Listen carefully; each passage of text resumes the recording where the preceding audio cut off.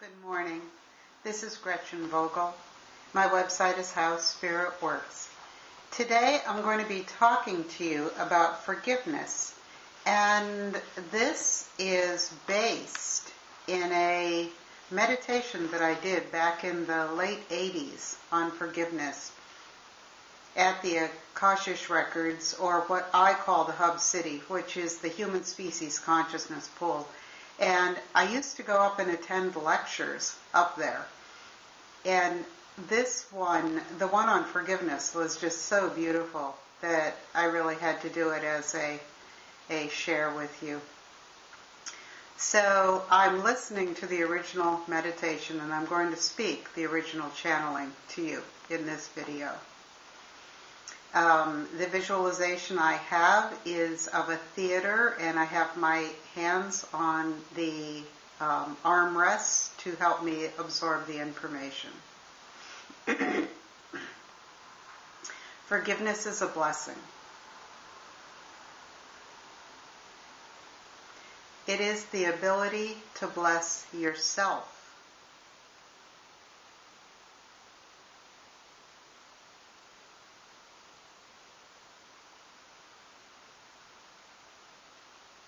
Being able to forgive is being able to give yourself a great gift. Now you all can understand superseding from life, going above it, going beyond it, because the experience of life can be painful, and it can be difficult. It is always a struggle. It always requires effort. And it seems as though the time of non-effort is very brief. And there's also the emotional pain and the sorrow that's inherent in the limitations of the physical experience because of the temporalness of everything. And so we strive in many ways to go beyond our immediate experience. Some of the ways people go beyond it is through an emotional escape into neurosis or mental illness. That's a way of going beyond the experience or getting out of the experience of life. Another way people do it is through work or career, to focus so completely on one aspect of life that is the only thing that's real to them. And here we're talking about perhaps musicians or workaholics or into computers. Any obsession will take us beyond the experience of life.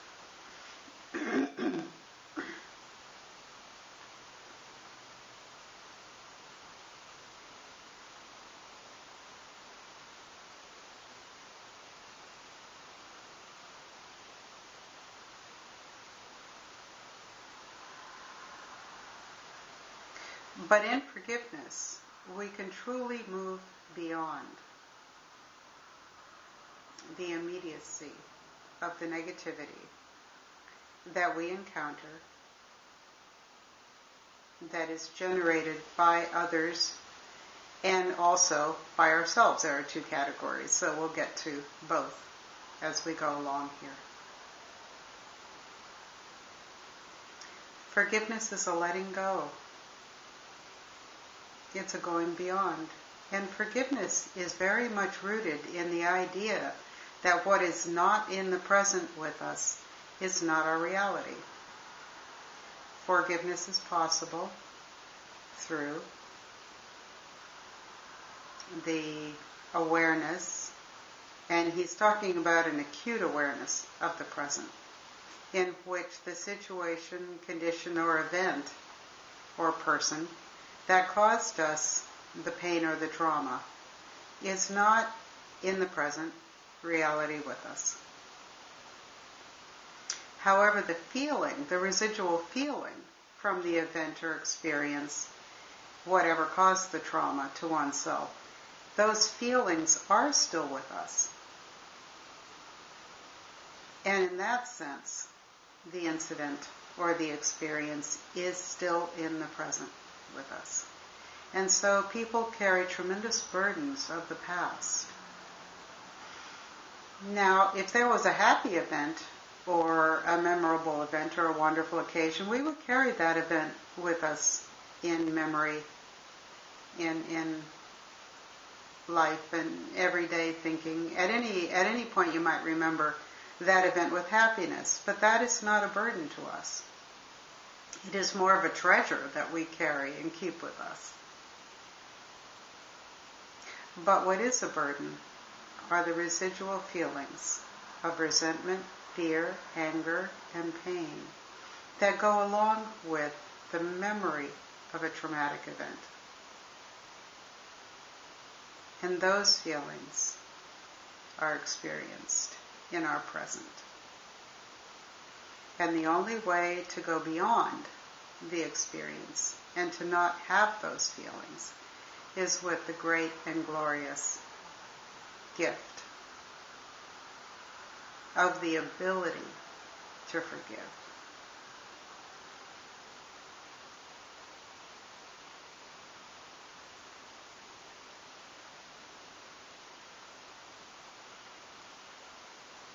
I'm asking technically during this meditation, how is it done? How forgiveness is accomplished is through practice and repetition, that every time the thought comes of some digression or transgression against oneself, you say, I forgive you for doing this to me. I go beyond that experience. That experience is not part of my reality now. Or some variation on that theme. And every time that thought or that feeling or the idea of the occasion for resentment, fear, or anger comes up, you acknowledge it, you don't ignore it, but you forgive again and again and again and again. See, the one difficulty with forgiving is it takes a continual effort for a while. You can't just forgive somebody or feel a sense of forgiveness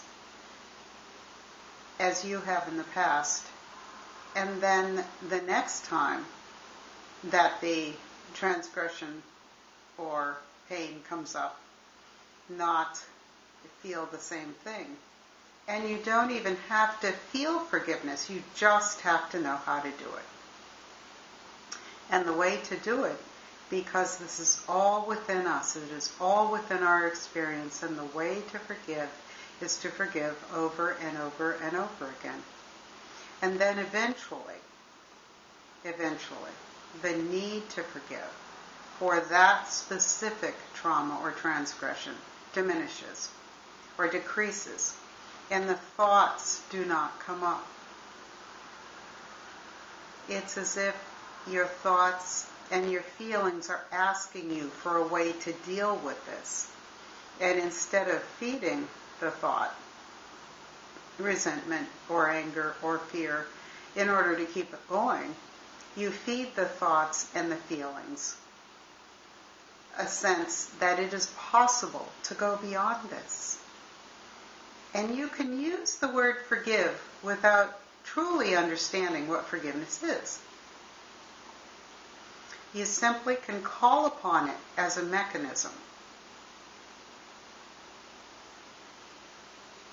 Suspecting that it will work, not even believing that it will work, but even if you suspect that this might work, and you keep at it for years in the case of a severe trauma, monumental pain to us.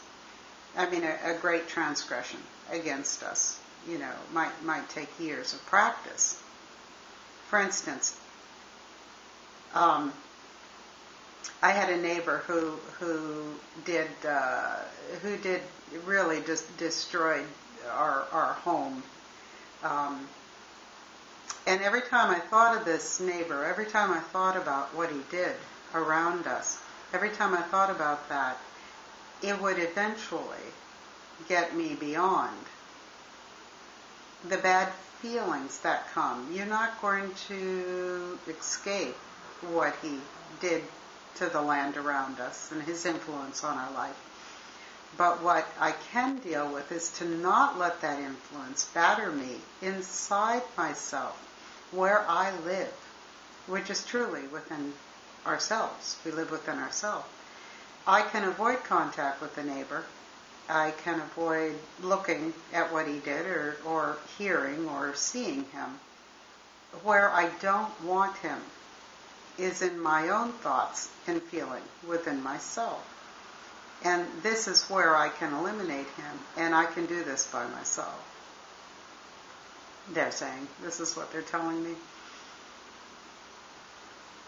And forgiving is a way of going beyond a trauma or a bad experience in a way that doesn't deny the event, because in denying the event or condition is only to cover it up. And it will come back again. The issue will come back again with the same feelings attached to it. So you truly do need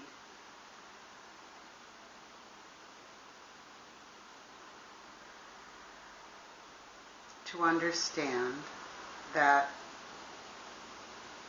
forgiveness will work for us on an internal basis. The exterior conditions may not change, but what will change is the interior attitude. And that is truly all we have. Our reality, all we can count on, is what goes on inside of us. Now, forgiving of the self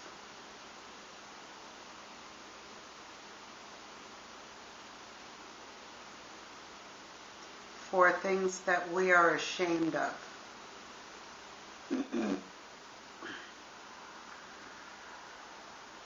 The text was saying transgressions against the self, but I think the things that we're ashamed of,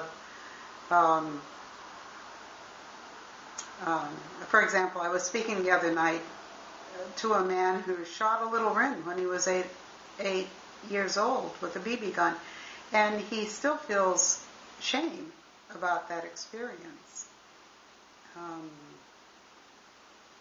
And I can think of a time when we loaded and sold a precious little mare onto another home.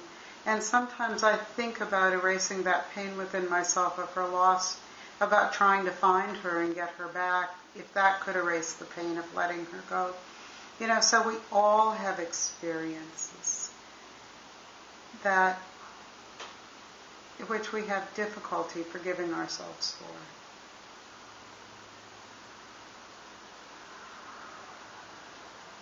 We all have experiences that we won't acknowledge, how we've hurt other people, and myself included. It takes a while to look at that. And the acknowledgement, facing up to that truth that we have hurt other people, and everybody has. No matter how carefully we try to avoid hurting one another, at some point in time, everybody has to pick or think of themselves over someone else. And the pathway or the roadway to forgiveness is the same when we're forgiving ourselves. However, there's a step before forgiving ourselves, and that is to acknowledge the reality that yes, we hurt ourselves when we did that.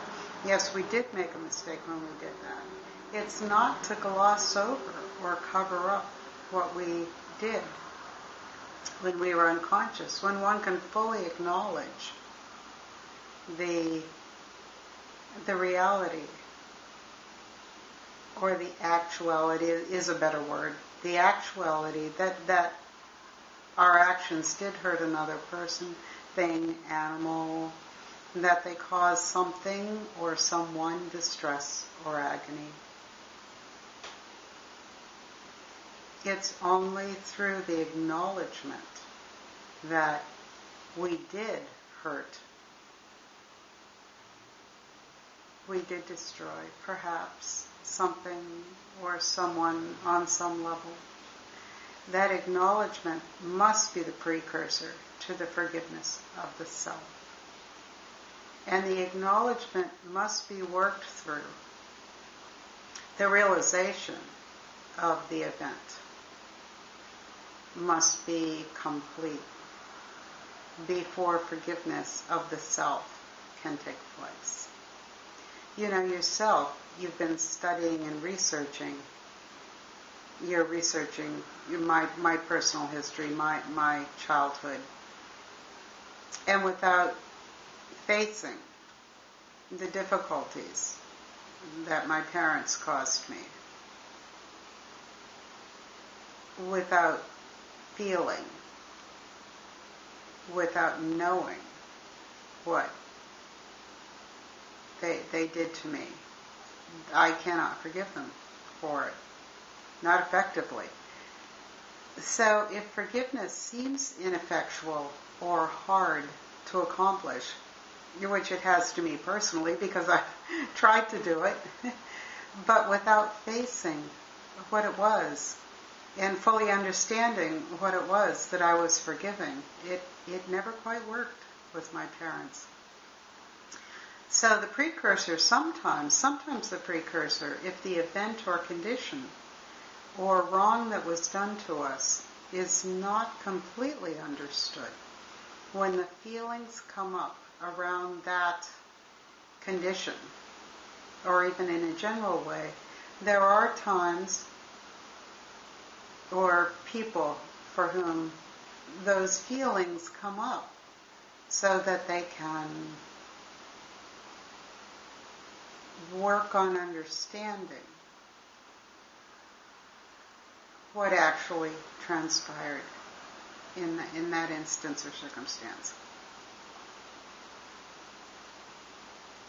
We will not be ready to forgive until we have a complete understanding of what transpired. And we tend to avoid investigating what is painful or distasteful to us. I mean, nobody, if they had the choice of whether to watch an entertaining movie, for example, or delve into our own difficult history or incident or set of behaviors that not only hurt us, but hurt others around us, of course we would choose to watch the movie. I mean, no one likes to look into themselves and confront and acknowledge more than confront how we have hurt other people and hurt ourselves. But that understanding must be a precursor to forgiveness. And once the event is reviewed, until it seems that you have gotten to the bottom of it, even with our own emotional repercussions. Now at times in a long-term relationship, for example, you can only forgive what you understand. So there may be more to understand about a particular relationship or event. For example, people who don't have the memory of what may have transpired or occurred to them in their pre-memory age. And my memory starts at about the age 5, so there was an awful lot that went on with me before that time that I can't even remember. So I can't forgive these things because I don't remember them. And even though facing and looking at that might cause me fear, if I truly desire to understand what went on around me and to put that part of my life behind me and to move beyond that. Sometimes regression type hypnosis therapy It might be good for me to investigate my pre-conscious memory of my childhood experiences when we are brave enough and willing enough to cope with what those experiences might bring up within me emotionally. When I was strong enough to cope with them, I actually did a hypnosis session. And by coping, we mean to have the strength to look at that and acknowledge those experiences for what they were, both good and bad. And that does take courage.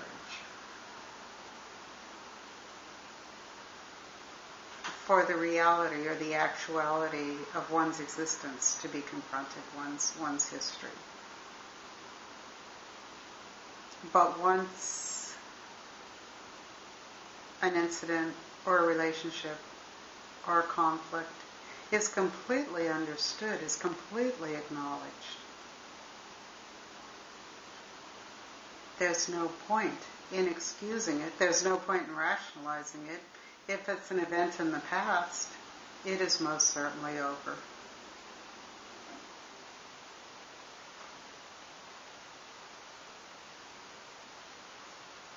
And there is only one way of dealing with it. Excusing it or explaining it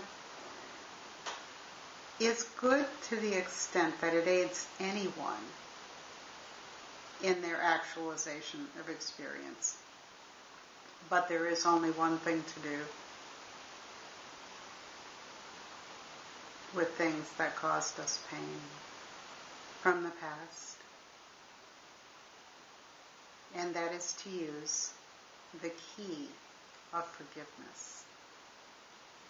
To go beyond the event, situation, or condition.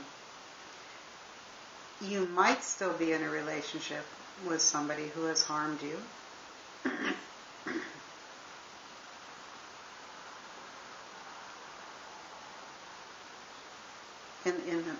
Done us harm in the past. You might still be in relationship with this person.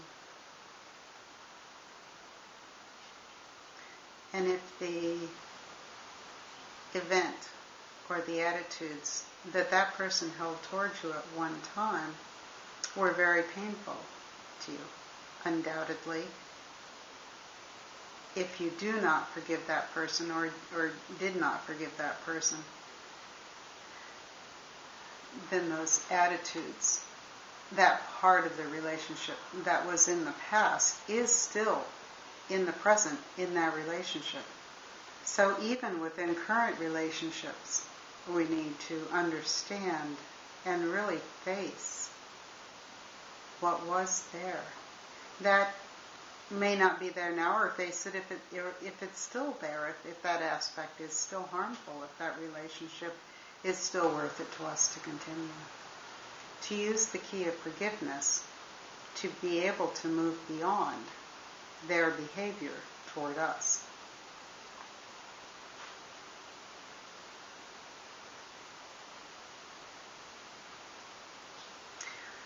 I'm asking now, why? How can forgiveness work without understanding how it works? I mean, we know what it does, but how does this actually work?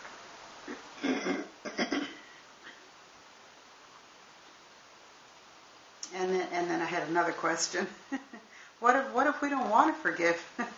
What if we want to cling to our resentment and our anger? This is a kind of a stubborn streak in myself that I've observed, that sometimes I don't even have the desire to forgive. So the information is coming. The freedom that comes with forgiveness can only be experienced by forgiving. That through a sense of insecurity, you might hang on to your way of thinking about certain situations or conditions that happened 20 or 30 years ago. And through a sense of insecurity, an unforgiving attitude does keep that condition, situation in our reality with us, this exactly the same way as it was back then. So letting go of a relationship that was based on anger or negativity of any kind means that we still have the relationship with us in the same way that it was experienced 20 or 30 years ago. And it's more a matter of not wanting to relinquish the relationship in that form, or the event in that form. It's like keeping like an old pair of shoes that might have really been great to wear at some point, that we enjoyed or liked the way we looked wearing them in time, and now they're all worn out and full of holes and they don't even function as shoes anymore, but we're reluctant to give them up. We're reluctant to give up the idea that the shoes were useful or comfortable at one point in time. So this hanging on, this sentimentality almost, that we can have about events that were even unpleasant to us. We hang on to the idea of relationships in the way that we perceived the relationship. We don't want to change our perception of a relationship. And that's why people who are abused by others, they deny the event. They don't want to face what is really going on there, which is the first step to the second step, which is active forgiveness, the active work of forgiveness. And this would free them, or free us, from the relationship or the emotional repercussions of the cruelty of the person towards us. So we cling, we hang on to these perceptions of things. It also makes us feel as if we were right. Whenever we change our thinking or conditions, thinking about the conditions in our life, part of that change is acknowledging that something about that was not terrific, was not the best, or was somehow incorrect. And a lot of us get into the pride of thinking that the way that we thought or felt about things at that point, and still to this day, were and are the correct way of perceiving that relationship or the event that transpired. And we don't want to admit that we could have been wrong about it. That we actually could have made a value judgment that was incorrect. And so to keep being right about something, we adhere to what is actually harming us. And that sometimes is called pride. But a better way of looking at it is the inability to forgive ourselves for things. So we got more and more rigid in our beliefs that the way that we are is right for ourselves.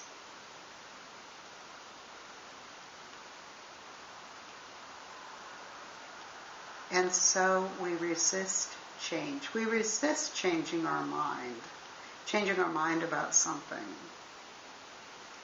A lot of people tend to resist changing their mind about things because that means at some point the way they thought or felt about a certain thing was not correct. And there are people who do not have a problem with this, but the majority of us have a problem changing our mind about things. So the first step to forgiveness and the acknowledgement of what the reality was, the precursor to forgiveness is acknowledging what the reality was. And a lot of us do not want to do that. Admit even to ourselves that we might have perceived something incorrectly. or inaccurately or inappropriately. And so we resist the very first step to forgiveness. Once something is acknowledged and understood, once we can admit to ourselves the reality of a situation, whether we have hurt somebody or whether we've been hurt by somebody, the first step is often the hardest. And with that, I'm going to stop this particular segment of the tape because my film's about to run out. So we'll continue this in another little video. Thank you so much.